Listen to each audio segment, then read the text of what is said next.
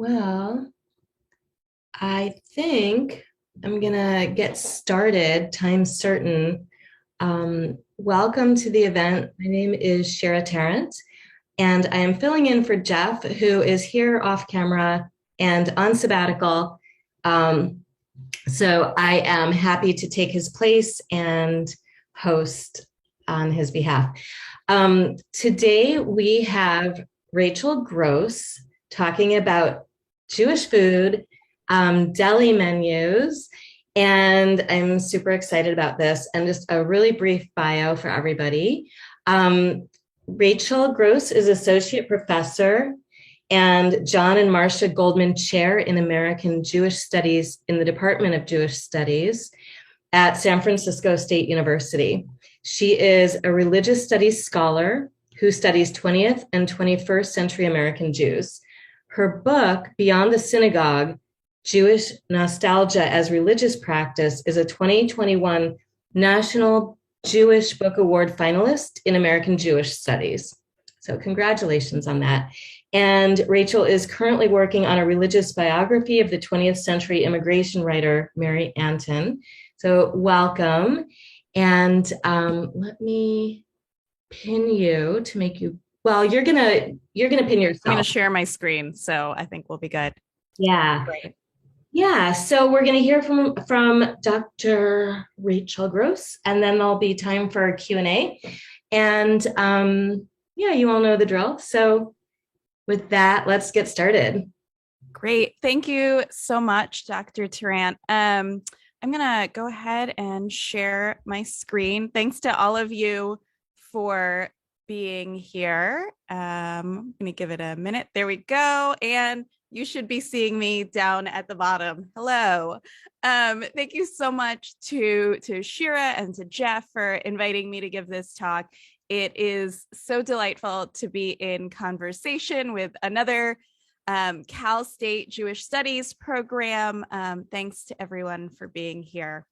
So I am a religious studies professor, which to me means asking questions about how people make meaning in their lives. And like a lot of other religious studies scholars, I think about one of the goals of religious studies as making the familiar strange and the strange familiar. So my research is particularly about the first part of that phrase, making the familiar strange. So a lot of my work is about analyzing everyday activities that we might take for granted and thinking about how they make our lives meaningful. I think about the ways that we tell stories about ourselves, our families, and our communities through everyday activities, and the ways that we ask big existential questions like, who am I and where do I come from? I think these are really ordinary questions. We ask them all the time, but the fact that we ask them all the time should make them no less remarkable. So I want to begin with one of my favorite moments from my research on American Jewish nostalgia, when restaurateurs use their everyday work to prompt big questions. In February of 2010, the owners of Saul's Deli in Berkeley, California, up near me, convened a referendum on the Jewish deli menu.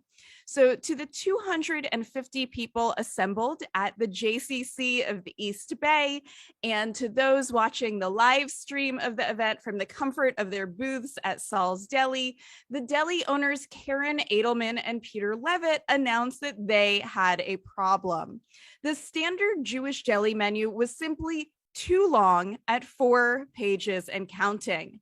The menu that deli patrons had come to expect relied on industrial meats and produce that were shipped from far-off regions, which Peter and Karen, who were concerned about environmental sustainability and also culinary authenticity, wanted to avoid.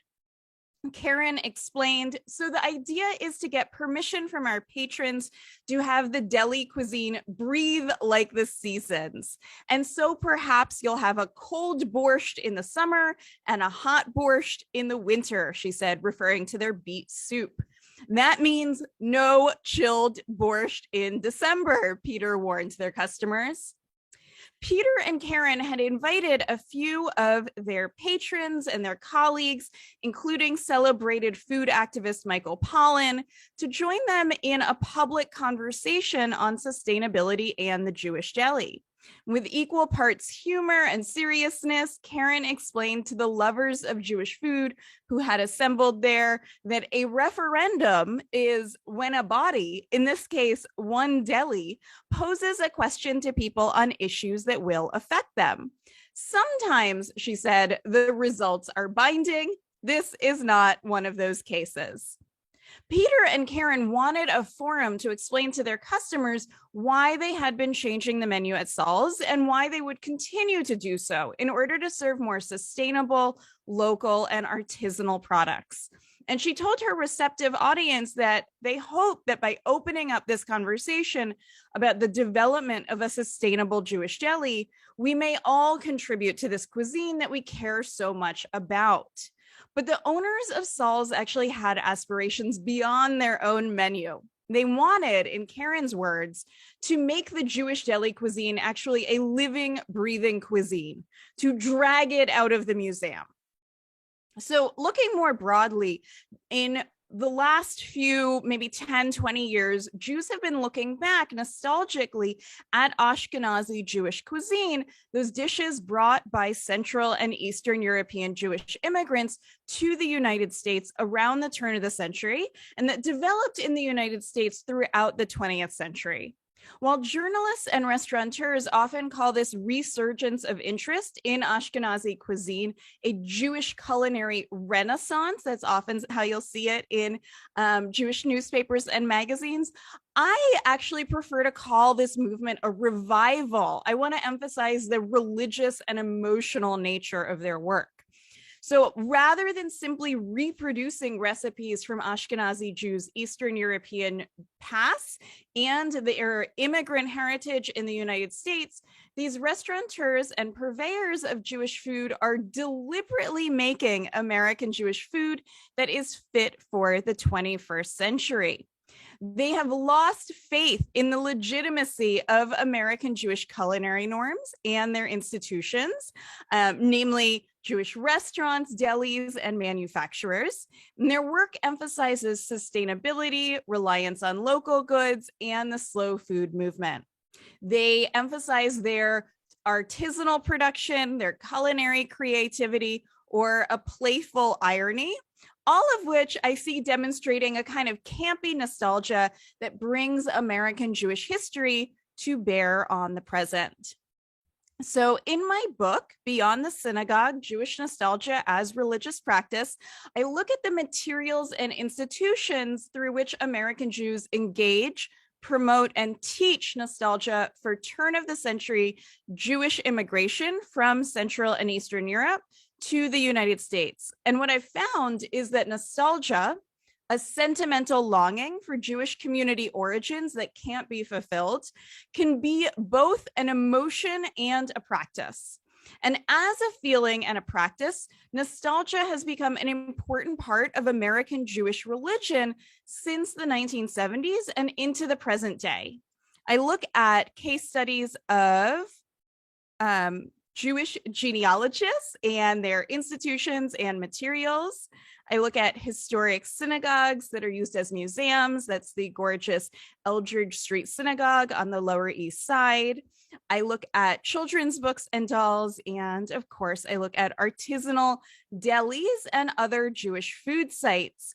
I'm interested in the ways that these materials and the institutions that create and distribute them, the genealogical societies, museums, publishing companies, organizations like PJ Library, delis, and other food sites, convey or teach nostalgic longing for particular Jewish pasts as a powerful way of being Jewish. In fact, I think it's so powerful in people's lives that I think it's best described as religion. We don't want to go there yet. I think that religion is best understood as meaningful relationships and the practices, narratives, and emotions that create and support these relationships.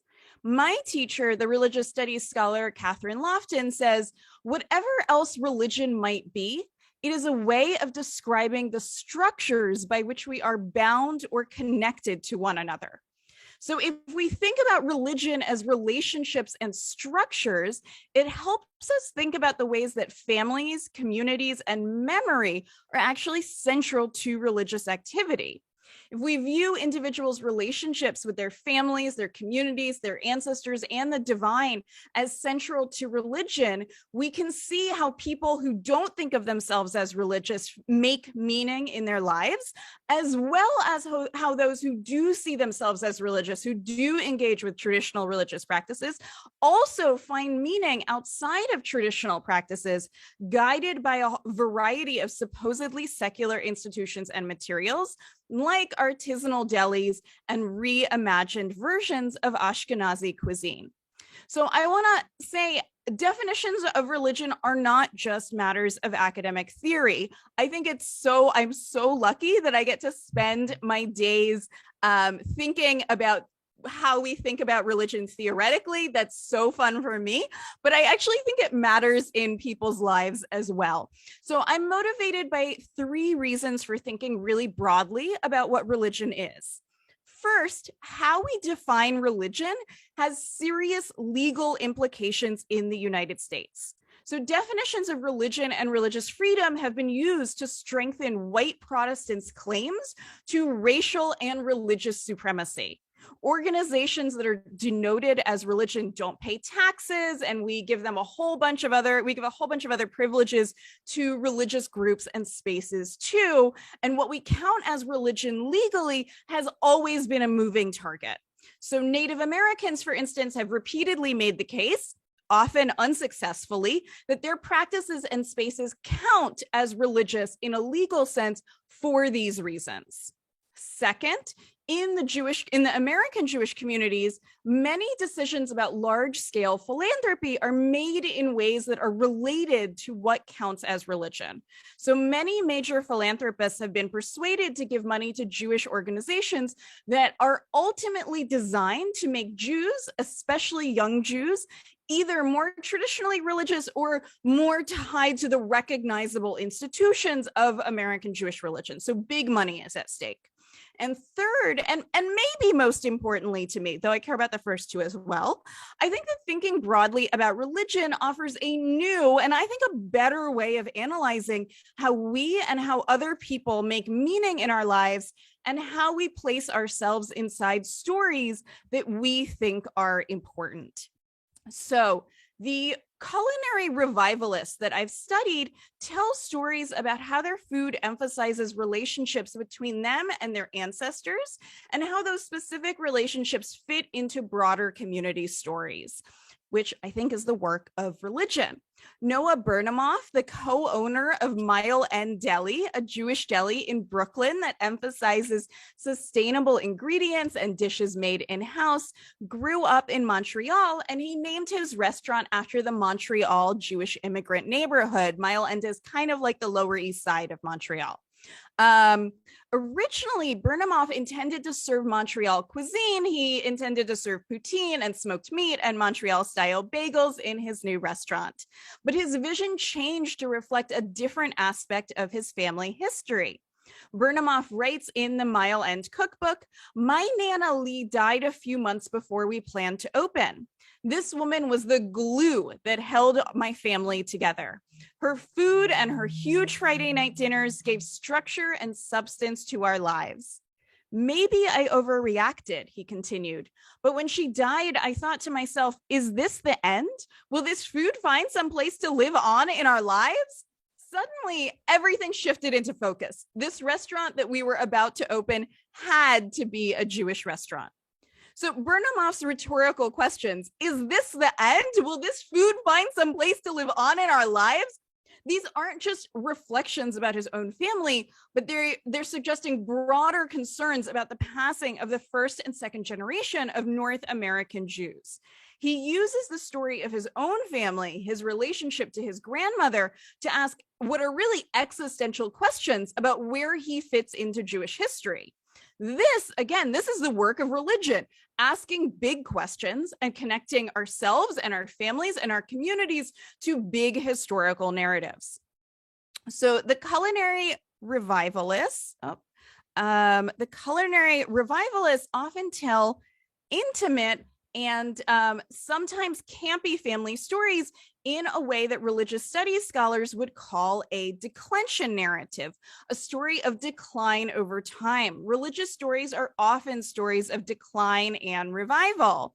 Things used to be good, but now they're terrible, but there can be a glorious future, don't worry. So think about that. If you are familiar with the Bible, you might think about the biblical prophet Jeremiah, who spends a lot of time yelling at the Israelites about how terrible they are and then promising redemption.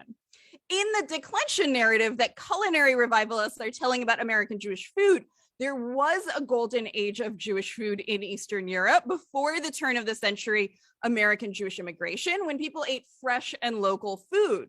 Although American Jewish history, Jewish history in the Americas dates back to the earliest years of European colonialism, the majority of American Jews are descendants of Central and Eastern Europeans who immigrated to the United States between 1880 and 1924. Many of them settled in New York's Lower East Side and other urban immigrant neighborhoods. They brought their Eastern European food practices with them, and they developed new ones, like American Jewish delis, which combined Eastern European foods with the German tradition of delis that earlier Jewish immigrants had brought to the United States. Critics of American Jewish food practices, like the culinary revivalists, can we get that muted? Sure, thanks. Thank you. Critics of American Jewish food practices, like the culinary revivalists, spend a lot of time moaning about the effects of 20th century industrialization. In the late 19th century, proponents of scientific cooking and cooking school experts had urged immigrant families to give up the dishes of their homelands for a more uniformly American diet consisting of bland versions of New England fare. But by the 1950s, American Jewish culinary trends broadened to accept adaptations of immigrants' foodways, including Jewish foods. The incorporation of ethnic foods into the American palate meant that they were subject to the enthusiastic embrace of manufactured goods that swept the nation in the mid-20th century. So in the 1950s, Jewish home cooks filled their shopping carts with prepared, preserved, frozen, and canned kosher and Jewish foods, including bottled gefilte fish and powdered matzo ball soup produced by the Manischewitz Company, along with Crisco vegetable shortening, which replaced Jewish home cooks' traditional use of schmaltz, rendered chicken, or goose fat. And to eat recognizably Jewish food, Jews no longer needed to cook in the traditional manner. Manufacturers like Procter & Gamble and Manischewitz changed the way Jewish food tasted, smelt, felt, and appeared visually. And they standardized the expectations of what Jewish food tasted like, making it more homogenized and centered on certain recognizable, iconic dishes like matzo balls and gefilte fish. So telling this story of commercial decline, the revivalists are going to emphasize their culinary origins in Jewish home cooking. In many cases, like Bernamoff's story about his grandmother, they use the story of a woman cooking at home to lend a certain kind of homey authenticity, often to the work of a male restaurateur who's going to elevate home cooking to an authoritative business model. But I want to say that I think being good for business does not necessarily make a story less sincere. I think that the Jewish revivalist approaches to their family and community histories are at once sincere and serious, humorous and reflective. They aim to honor their predecessors, doing that religious work of connecting with ancestors, even as they change their recipes, and even, I think, when they make a profit from their stories.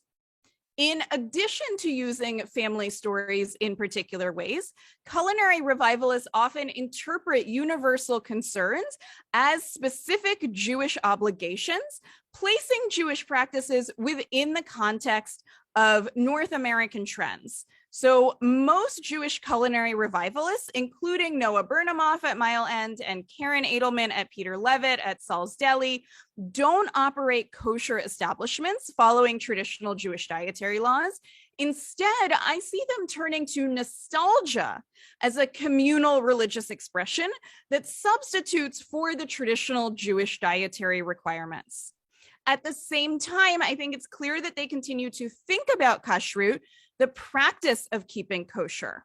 Kashrut remains a standard of culinary authenticity, even as it's one that revivalists are continually challenging. In doing so, they are building on a long history of American Jewish kosher style cuisine. That's an ambiguous term for food that engages with traditional Ashkenazi Jewish cuisine while rejecting at least some part of the religious legal requirements of modern American kashrut. What kosher style does is it separates the culinary traditions from the ritual requirements, and preparing, purchasing, and eating kosher style food serves as a means of consuming Jewish culture and history. So rather than a halakhic connection to the past following traditional Jewish religious law, kosher style revivalists offer their customers an emotional connection to personal and communal American Jewish past.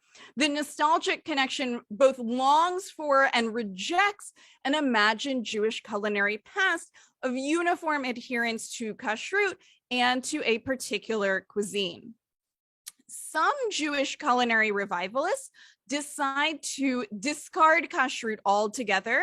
They see a stark division between kosher restaurants and non-kosher restaurants. Ken Gordon, owner of the artisan deli Kenny and Zook's in Portland, which features house-made pastrami, explained to a reporter that he began serving bacon, the quintessential non-kosher item, because there are so many requests for bacon and eggs by his customers, most of whom are not Jewish. Gordon told me, if you're not kosher, you're not kosher. There's no in between. I would disagree with that, but he told me, that's what I want to emphasize here is his perspective. Gordon told me, I think that one of the things that draws me to Judaism is not the orthodoxy or the strictness of the laws, but its tolerance and acceptance of change, including in religious dietary regulation. I think that despite Gordon's assertion about the black and white nature of kashrut, there is in fact a wide spectrum of in between, and there has been for probably at least 2,000 years. But nonetheless, and that's going to include today, that's going to include American Jews who are going to respond to the tradition of kashrut regulations in different and sometimes seemingly contradictory ways. But I think the point here is that for Gordon and for many revivalists, what matters is a more particular emotional attachment to the cuisine. Meanwhile, over breakfast at Mile End, back at Mile End in Brooklyn, Noah Bernemoff told me, as a Jew who believes in the Jewish tradition as the most powerful element of our people, rather than the religious aspects, I feel that I can very much rationalize the non-kosher food that I serve. Bernemoff does so in terms of environmental and ethical concerns. He believes that the food that he serves demonstrates respect for the animal and respect for the earth. For Bernemoff, environmental sustainability is a universal concern. At the same time, he believes that he has a special responsibility to maintain the earth as a Jew. He explained to me, to serve matzo ball soup with unkosher chicken that's pastured and raised by an Amish family in Lancaster County, Pennsylvania, is to me a better chicken soup than buying kosher chicken, which is factory farms, where, in his language, the chickens are shitting all over each other. That's kosher, he said, but that's not Jewish to me. That doesn't fall in line with what I think are my Jewish ethics. So for Bernemoff, Mile End respects Jewish traditions because of the non-kosher meat that it serves, not in spite of it. As Ken Gordon in Portland told me, most kosher meat basically sucks. So even low quality kosher meat is expensive due to fees paid to certifying agencies. Sustainable and organic kosher meat definitely exists, but it is extremely expensive.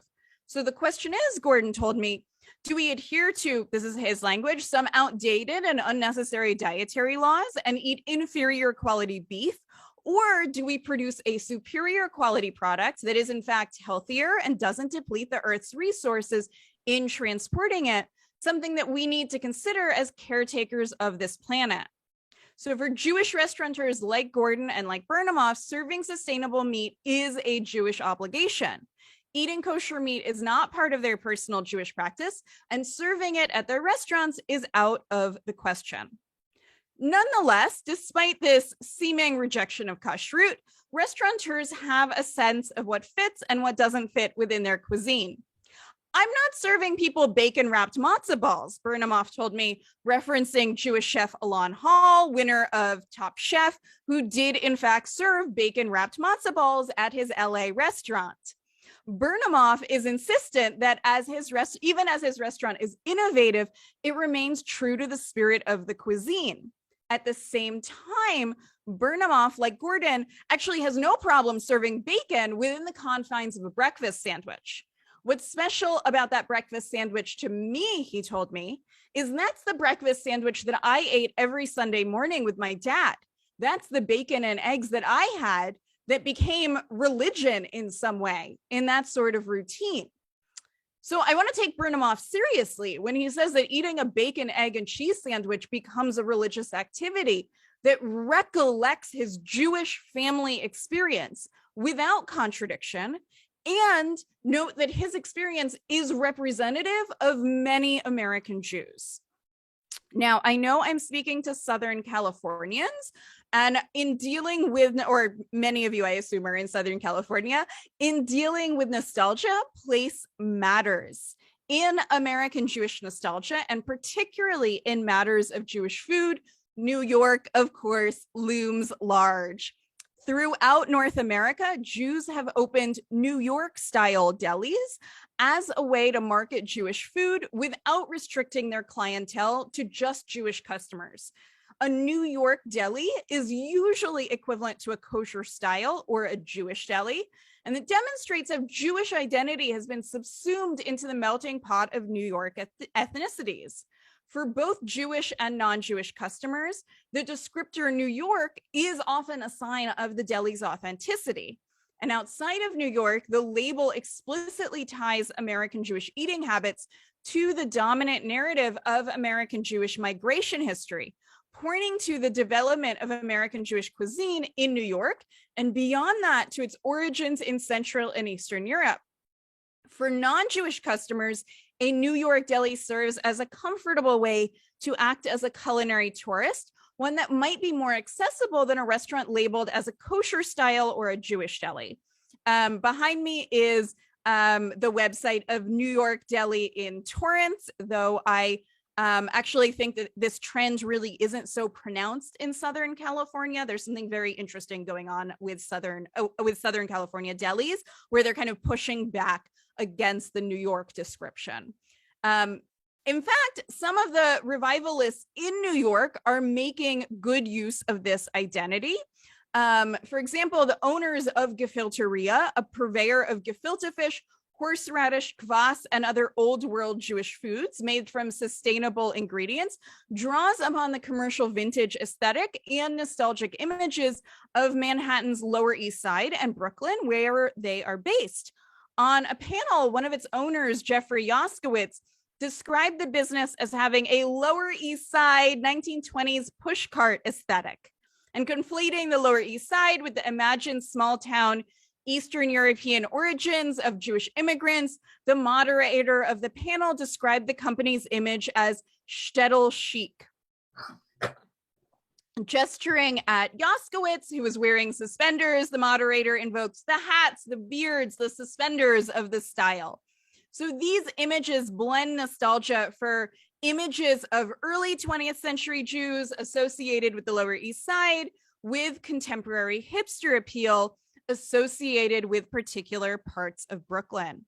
Both Gefilteria's campy hipster aesthetic and their sincere connection to Jewish past place them ideologically in New York. Meanwhile, near me in the Bay Area, baker Emily Winston created Boychik bagels.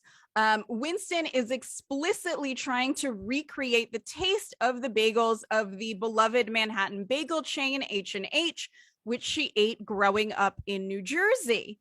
H&H closed in 2012, and when she heard the news, Winston said, "It was like somebody died and no one bothered to tell me." Winston wryly named her business after her grandmother's response to her butch personal style. "Oi, such a boy chick," her grandmother said in response to Winston's short hair. "Tell me, will you be having your bar mitzvah soon?" her grandmother teased. Winston explains, "In a big way, I'm selling nostalgia, and the name suggests that. This is nostalgia not for Ashkenazi Jews' European origins, but for past generations of New York Jews reinterpreted to suit Winston's present day identity." And some of you may have read about Boychik bagels when it was featured in the New York Times as one of the best bagels in California. I recommend them. They're delicious. Other culinary revivalists located outside of New York find the pervasive association of Jewish food with that city to be more troubling. Maybe as Southern Californians, you are feeling that as well. Ken Gordon told me that his Portland customers' ideas of the New York deli is the friggin' gorilla in the room. Customers and restaurant reviewers constantly compare his Kenny and Zooks to their ideal of a New York deli, even if they haven't been to an actual New York deli in years, if ever. In Berkeley, in response to the frequently asked question, why isn't there a good New York deli in the Bay Area, Karen Edelman and Peter Levitt explained, "Saul's is not a New York deli, and recreating the New York deli is not our charge. Food, authenticity, flavor, survival, sustainability, and being true to the values of our culinary roots are our first priority." These revivalists work to alter customers' framework of authenticity from copying an ideal place to contemporary concerns about the taste and origins of the food that they are eating. Now, when Karen and Peter bought Saul's from its founding owners, a lot of the restaurant's ingredients were shipped from New York to Berkeley. And they were participating in the Bay Area's sustainable food movement, and Karen and Peter began to buy more local and seasonal ingredients. But as they altered their menu, they ran into a pickle problem. As Levitt explained at the referendum on the Jewish deli menu, deli customers expect a half sour pickle to be consistently available. But most of their customers don't know that a half sour pickle is traditionally made from a fresh cucumber and eaten only 6 to 20 days after pickling. After that, you're probably not going to have a half sour pickle on your hands. You're probably going to have about a full sour. So Karen and Peter wanted to serve pickles made from local cucumbers grown between June and November, but they would only be able to serve half sour pickles alongside their sandwiches for a short time and at greater expense. Levitt explained, "We've become ossified. The Jewish deli has to have a half sour pickle all year. But what happens in the middle of winter? There are no fresh pickles close to New York or LA or Berkeley at that time." So for a period of time, customers had to put up with only having half sour pickles at Saul's, only in seasonally appropriate months, along with lessons in agriculture, geography, and Jewish culinary history. As Karen told me, she and Peter broadened the geographic and historical purview of their Jewish deli. "We see ourselves in a continuum," she said. "The deli's principal story is Ashkenazi Jews from the Old World and then New York, and then they keep going west," she explained, "until they reach California." So blending family and community histories, reframing American Jewish foodways in terms of contemporary culinary and environmental concerns, these Jewish culinary revivalists are providing a sensory, edible way to engage with Jewish pasts. In this way, engaging contemporary mainstream concerns becomes a Jewish activity and fulfills Jewish religious obligations. So I'm going to wrap up with one final story. In 2013, On the review site Tables for One, writer A. Pontius reviewed the Brooklyn restaurant Potato Bird, which served updated versions of knishes, a kind of Eastern European turnover often filled with mashed potato. The knish, declared Pontius, feels like a weird relic of New York, although unlike most relics, you can eat it with mustard. Potato Bird offered maple syrup and bacon knishes, wasabi knishes, pulled pork barbecue knishes, and aloo gobi knishes. These are decidedly non-kosher knishes, Pontius concluded. Catherine Burnoff, the proprietor of Potato Bird, told Pontius, I like the idea of a knish going glam for the day. It's like dressing up your grandmother in your leather jacket and adding some sparkly sunglasses. Though the review calls knishes a New York food, they are one of a number of iconic Jewish foods that have become associated with New York delis and street food. Merging the knish with the cuisines of other cultures, Potato Bird made explicit the fusion of American and Ashkenazi cuisines that occurred gradually throughout the 20th century. So in doing this research, I, of course, plan to visit Potato Bird and interview Burnoff for this research. But strangely, while I could locate the address of Potato Bird provided in the review on Google Maps, I could not find Potato Bird's website or any other reviews.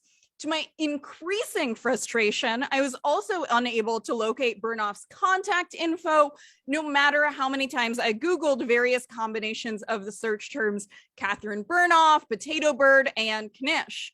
Please imagine me doing this for really, truly several hours. After spending a really embarrassing long time searching online for traces of Potato Bird and Burnoff, it truly might have been days, I finally realized that the website Tables for One posts reviews of fake restaurants. The creation of designer Evan Johnston, the blog served as a little world, snapshots of another New York City in which Johnston reviewed restaurants of his own imagining. So this review seems to be a practical joke at my expense, and it definitely is, but it also signifies how widespread a phenomenon Jewish culinary nostalgia has become. It's so recognizable that websites like Tables for One can parody it, imagining an entirely plausible restaurant that playfully reimagines a knish dressed up in the guise of other food trends. In fact, Potato Bird was not so far off.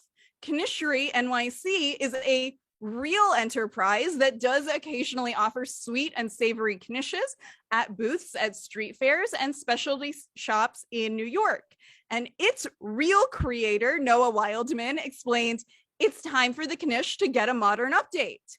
While his knishes are not quite as outlandish as those of the imaginary Potato Bird, they have included mushroom quinoa, curry sweet potato, and hazelnut chocolate cheese knishes.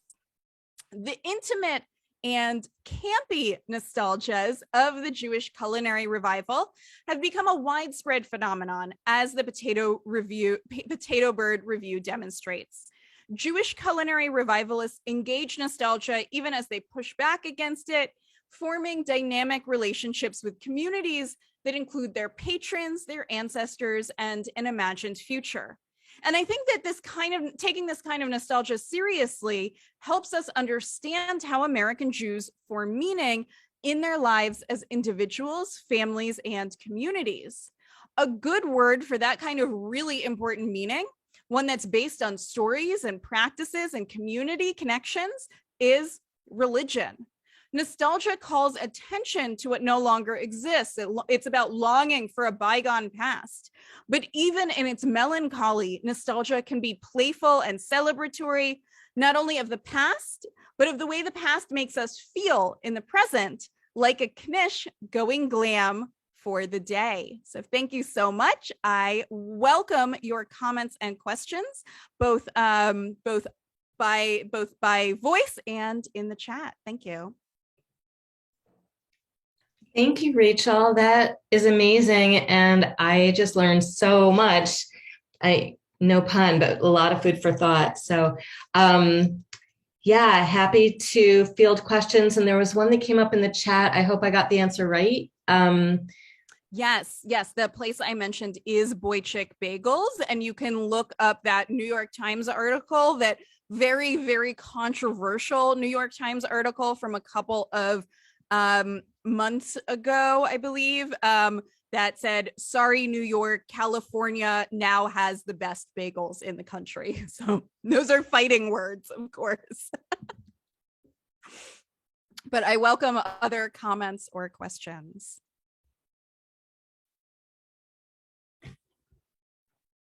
Yeah, please feel free to unmute yourself and just jump in. Okay, so I have a question. Here, I'll go off on camera, even though I'm in a t-shirt in a messy room. Hi, Jeff. Thank you. So just a quick question about Shmuley Yanklowitz. I don't know if you're familiar with his work, but I'm curious, to what extent is he involved in any of this this process of Deli revival with his, for those who aren't familiar with him, he has his this idea of an ethical kashrut, focusing on how food is prepared, among other things. So yeah, thanks so much. So Shmuley Yankowitz is part of a movement of modern Orthodox folks, especially formally modern Orthodox rabbis, who have wanted to think about and sometimes formally institute structures to think about labor issues in kosher restaurants, and other ways of thinking in healthy ways about where our food comes from. So I think in some ways he's very much a part of what we might broadly call the new Jewish food movement, which at its most broad is a movement starting around the 1970s of Jews beginning to think about how is it that Jews should relate to their food, right? Is it just through the legal structures of kashrut, especially as throughout the 20th century, keeping kosher became entangled with industrial agriculture, and we get all of the ethical problems, all of the major problems that come with industrial agriculture. All of that becomes part of the way that we think about Jewish food, right? So we get really big business, we get labor problems of all kinds, we get food problems, right? If you care about sustainability and eating locally, then industrial kashrut is maybe not speaking to your values, right? So in that part, Shmuley Yankowitz is absolutely part of this big umbrella of the new Jewish food movement, right? And he's taking it in a very specific, I would say, modern Orthodox direction. The folks that I'm looking at are a different branch of the same movement, in which most of the folks that I'm looking at are saying, actually, we want to think about food that we recognize as kosher because of the cuisine. So someone like Shmuley Yankowitz is going to think about places that are designated as kosher and think about making those more ethical according to his standards. He also happens to be, I forget if he's vegetarian or vegan, I think possibly vegan, and he thinks that that's the more ethical approach to eating. The folks that I'm looking at are thinking about the emotional connections they have to their food and the way that that connects them to their community and to their histories by thinking about Ashkenazi Jewish food traditions. And most of the folks that I'm looking at are not going to, some of them keep kosher personally, most of their businesses are not going to be kosher. So they're taking this in a different branch, and I would say thinking religiously in a very different way than Shmuley Yankowitz does. So thanks very much for that question, Jeff. Rachel, a question came in on chat through DM, and the question is there a market for these small Jewish delis within the larger non-Jewish population? Oh, great question. So the restaurant business is a notoriously difficult business in general. And yes, the answer basically is, for the most part, surprisingly, yes. These have to be the places that I'm looking at that are brick and mortar restaurants, have been surprisingly successful. And I can say that because I've been studying them since about 2010. So I've been studying them for over 12, for about 12 years now. And the end of my book has a kind of like, where are they now, right? Which ones survived by the time my book had to go to press? A surprising number of them did survive, and they absolutely could not have survived with only Jewish clientele, right? So the ones that I'm looking at are not kosher. They're not designated as kosher. They don't have kosher certification, which means that they can rely on in large part a non-Jewish clientele. So they are appealing, and I think there's a good question in there also about like how much. Well, I'll finish that, and I'll say that some of them did not survive in the last 12 years. I think especially the food trucks that I'm looking at haven't survived, which is really not so surprising. Food trucks are a way for often chefs and restaurateurs to try out new ideas, and you don't necessarily expect that to be a long-term business. They might help a chef or restaurateur segue into a different kind of business. I think there's another question in there also being asked is, what's the relationship of non-Jews to these kind of places, right? And in fact, non-Jews are a large part of the audience for all of the kind of case studies that I'm looking at, not just food. When I'm looking at historic synagogues that are used as museums, when I'm looking at children's books and dolls, when I'm looking at dolls, I'm looking at American Girl dolls, which are owned by Mattel. So they're like big business, right? Aimed at literally everyone. And I think they're really interesting case studies of helping us think more broadly about religion. So they might mean something slightly different to Jews. I think they invite Jews into a certain kind of conversation about who they are and what their community is in the world. But they also are a safe way to invite non-Jews into this conversation as well, and invite them into that community as well in a way that is safer, I think, and a little bit safer for everybody than inviting them into more traditionally religious activities. But they do help us recognize that in all kinds of ways, non-Jews are part of Jewish communities, that the boundaries of religious communities are ever in flux. And I think in our day, they are certainly very much in flux. And these things speak to all kinds of Jews, including Orthodox Jews, but they can also be a really safe place for, say, interfaith families to explore Judaism in a way that welcomes everybody. So thank you very much for that question. Interesting.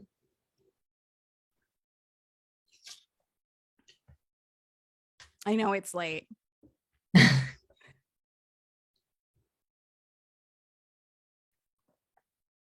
I think Margot had her hand up a second ago.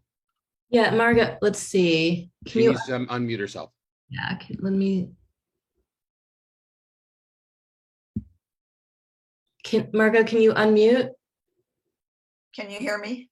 Yes, we can hear you. You talk about nostalgia. As a little girl, I grew up in a neighborhood that was 99 and 44/100% Jewish. It was the city of Chicago was full of ghettos and ethnic communities. And my parents, who were from the Ukraine, Russian, were very modern. We went out to dinner once a week or once every 2 weeks, but it was always a deli. If there were any other kinds of restaurants in that neighborhood, I don't know, because it was always the deli that we went to. Thank you. Thank you for sharing that. I love that. Yeah, I think that's such a great point. And it's something that that's something that the deli owners that I run into, that I interviewed, brought up a lot, that I'm looking at the deli as a playful site of nostalgia, but it's also something that that deli owners struggle with, because they think of, once upon in your childhood, maybe every time you went out, you went to a deli. Today, I think many Jews have nostalgia for a deli, but they're not going to a deli every time they go out. So many Jews are still upset when a deli closes, but deli owners will point out, hey, we're not going to be here if you just come to us once a year, right? That's not a sustainable business model for any restaurant, which is one reason I think that some of the deli owners that I'm thinking about are trying to reimagine what a deli could be, right? And trying to broaden their audience to thinking about, to including folks who care about sustainability and local foods, right? And really reimagining what a deli could be. So thank you, Margot. I have a question. What's the relationship between a Jewish deli and health? And what? Health. I don't think. Oh, great. No, that's a great question. And I see Esteban's hand as well. Thank you for that. So you're absolutely right that one reason that delis declined in popularity at the late 20th century in particular is people's concerns about health. I think when we think about we should really think about American Jewish delis as a product of the United States. They're really a cuisine that was developed here, and they brought together Eastern European and German foodways. But when folks in the 19th century in Central or in Eastern Europe were eating meat, they were eating much less of it. Americans historically, not just in the 20th century, but even further back, Americans, when we eat meat, we eat a lot of meat, right?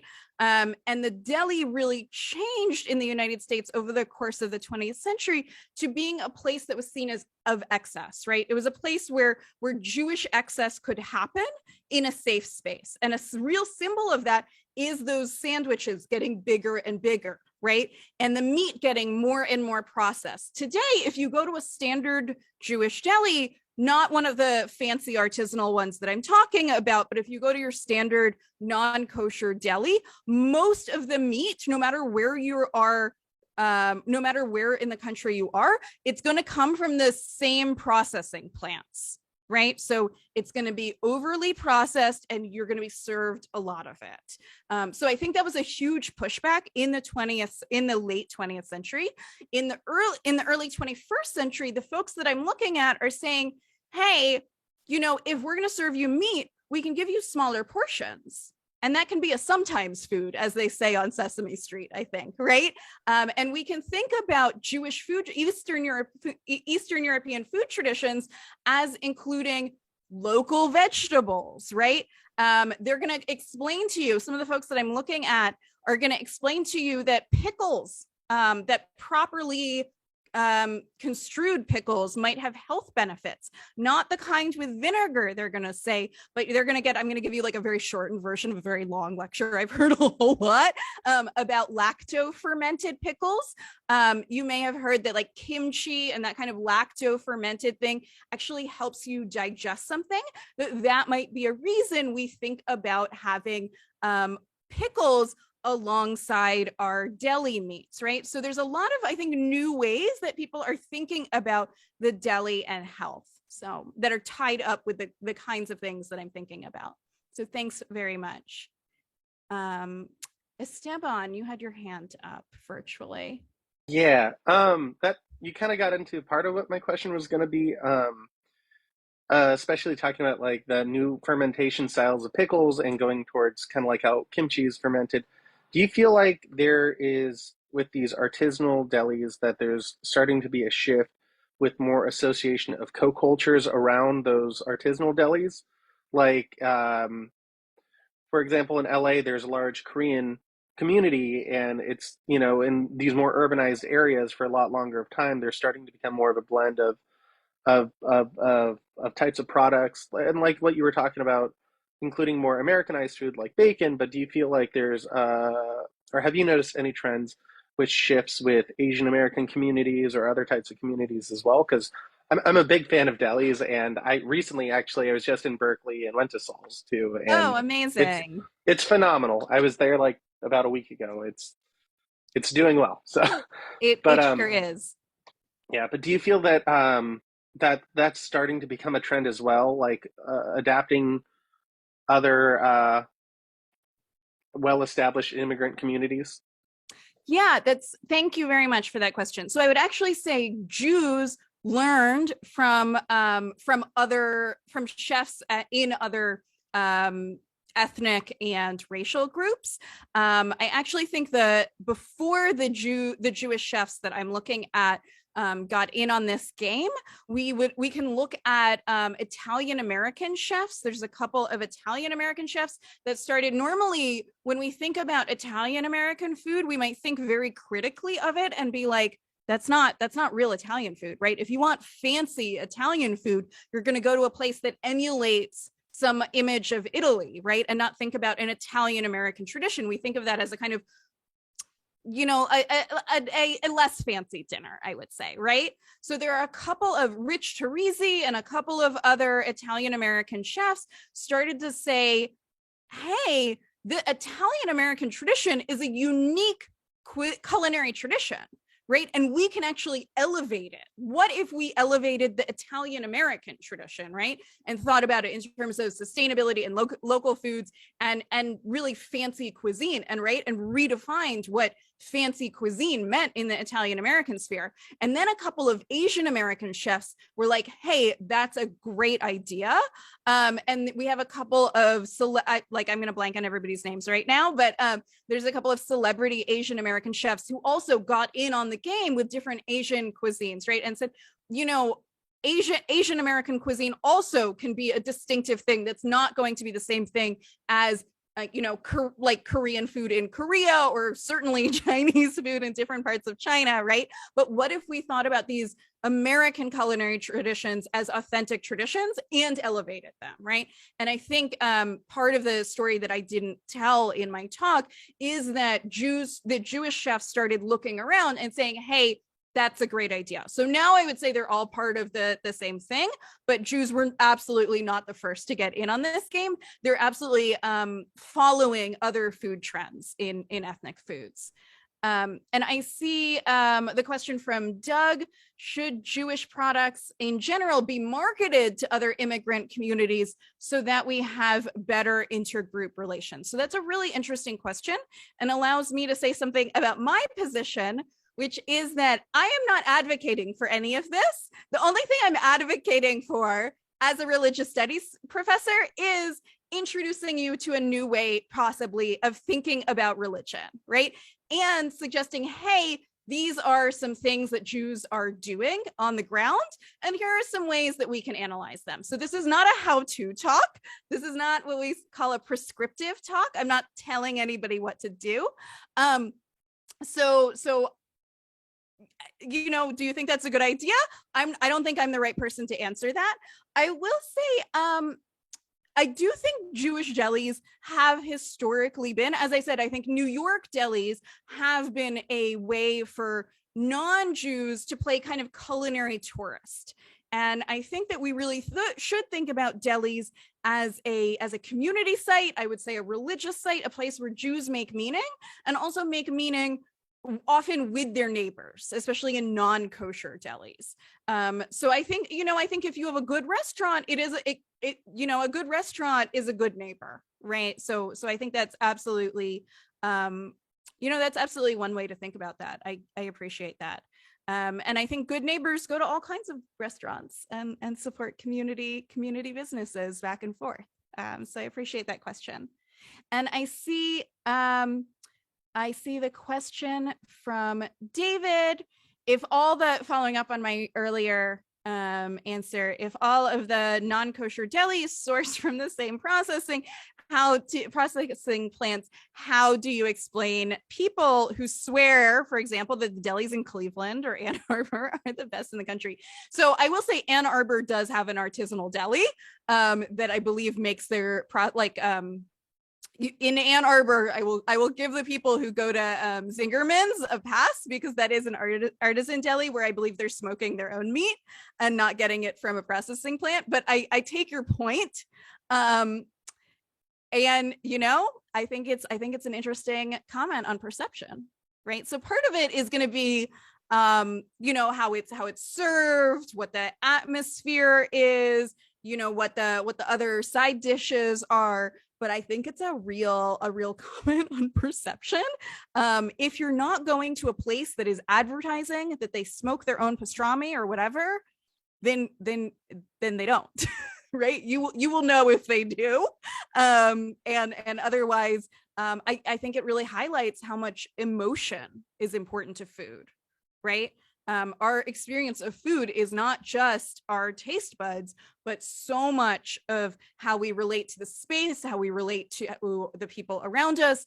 When we're in a deli and we think, for many Jews, when they're in a deli, they're going to think about all the times they've ever been to a deli, all the times they imagine their parents going to a deli, right? All the times, as Margot was pointing us to, the times that she was a child and went to delis as a kid, right? A deli is not just a deli, it's all of your feelings and all of your memories tied up in that. And I think that's really gonna shape people's experiences. And that, I think, is fascinating.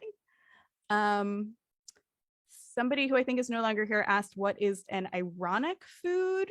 I might have used the word, I did use the word ironic. I also referred to iconic food. So I don't know if which of those that is. I will answer both, perhaps.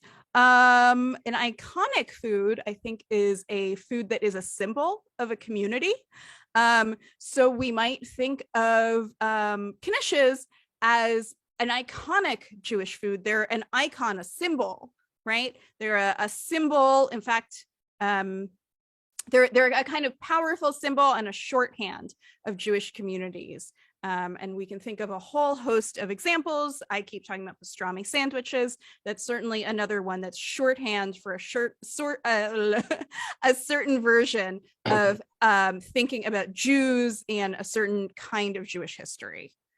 I'm just going to say that I posted a link to an article that all the meat in LA comes from one processor. Thank you. The pastrami at Langer's, the brisket at Cantor's, at Nate and Al's, and the chili from Tommy's and Pink's Hot Dog all come from the same meat processor.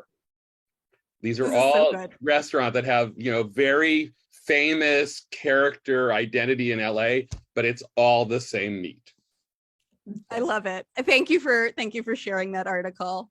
That's so good. And yet we're going to think about Cantor's and Brett's and Nate and Al's so differently, right? And we're going to have a lot of different feelings about them that are not based just on the meat itself. Thank you so much for that. I love that. Any other questions or comments at this point?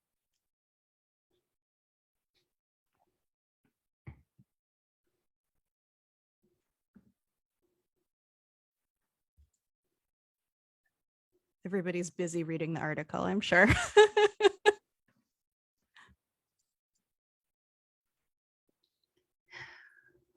Oh, Margot. Okay, and speaking of delis, when my family moved to California, and my parents also moved to California, my parents lived in Jeff will know where this is, Canoga Park, and we would meet them and go out to dinner, and we would go to a deli on Ventura Boulevard. Mm-hmm. That was their idea of going out to not an Italian, but to a deli. I don't remember the name of that deli, but it was a big one on Ventura. Love that. Thank you. Thank you. I see David's question, why has the deli not succeeded outside of the US? That is a very challenging question for somebody who is a scholar of the United States. So I can't quite answer that. I can tell you how the deli came to succeed, and then whatever state we're in now. I can tell you how it came to succeed in the United States, right? So I think of it as a product, as I've said, it's a product of the United States. I'm going to give a very, very short comment on this. I'm trying. In the mid-19th century, German immigrants, Jewish and non-Jewish, came to the United States and established delicatessens, which were then stores, right? You could buy smoked meat, or you could buy like preserved meat, and you could buy tins of things. but they were places where you'd buy really German style food, and they were shops. And then when the Eastern European Jews came over, they saw the shops that Jewish and non-Jewish German Central Europeans had set up, and they adapted those and they blended those with the food traditions of Eastern Europeans and created what we know as the Jewish deli tradition. So it's very much has to do with American Jewish immigration history, and those cultures didn't blend in the same way historically in other places. It really has to do with migration patterns to the United States and how those shaped culinary practices, and then how those Jewish delis became successfully advertised and successfully welcomed non-Jews and changed their food traditions over the course of the 20th century. So, the United States has been able to export, I think, some of our food traditions, but the food traditions that we tend to export tend to be specific packaged goods. Right, we can imagine specific products becoming popular sometimes outside the United States. I'm not sure that an entire culinary tradition like a deli has become popular, though I will say, I'm gonna eat my words right now, so to speak, which is that Wise Sons, which is an artisan deli here in San Francisco, has recently set up an outpost, has a location, I believe, in Japan. So I have no idea how it's going to do.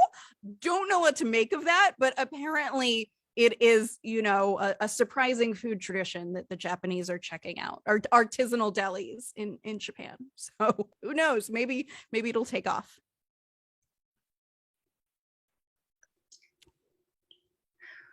Wow. Oh, I see Jeff pointing to Goldenberg's in Paris as a different kind of deli in Paris. Thank you. Yeah, it's much more of a European deli than it is. It's not in the American tradition. Amazing. And then I remember the first time I went to Israel, and I went to a conditorei, a pastry shop, and I saw cheesecake. And I thought, oh, American style cheesecake, because it looks just like it. And of course, it is not an American style cheesecake. It is a European cheesecake made with farmer's cheese, not cream cheese. It tastes completely different. So we have these images of what things are based on where we're from. So I love that. Thank you for that story.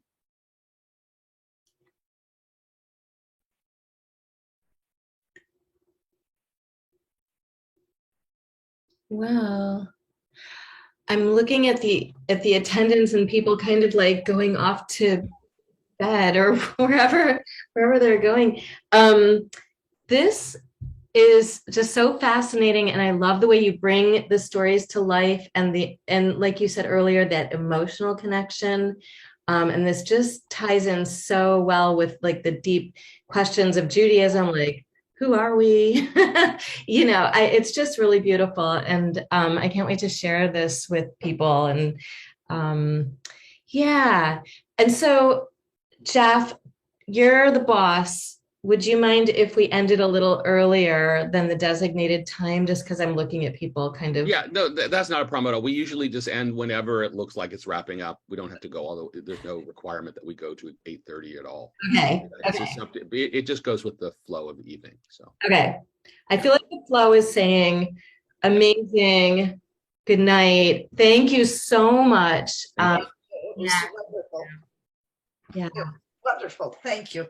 Thank you so much. Thanks, everybody. thank you. Okay, so I'm gonna say good night. Good night. Good night, everybody.